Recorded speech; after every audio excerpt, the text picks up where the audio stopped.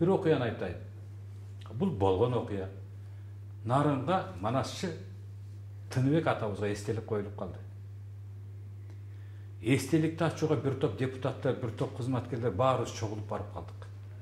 Эстеликти жаңы эле ачканда асмандан дыбырап, шамал уруп эле жаан жаап кетти. Баарыбыз эстеликтин түбүнө жаргалап жашына түштүк.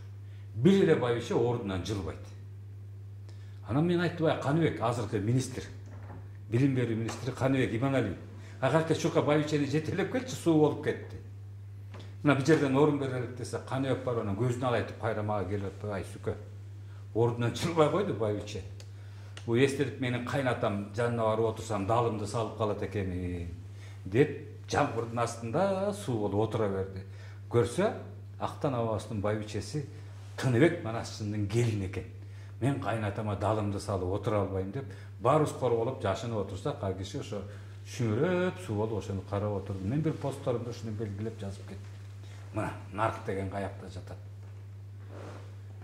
Хан башы менен деле Ормон хан өзүнүн үйүнө кире албай койгон. Бастырып келсе, боз үйдүн эргилчегинде жоолук байланып туруптур. Жамгыр төгүп кетет, артында кишилер чогулуп турган. Айланайын ханым кирбейсиз, ордоңузга эмне кетенчиктеп турасыз десе, ордодо келип бар экен дейт.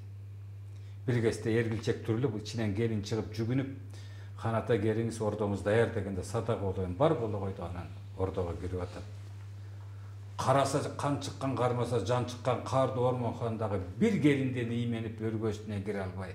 Ошон үчүн кыргызда айтат, хан бийлигинен нарк бийик турат деп.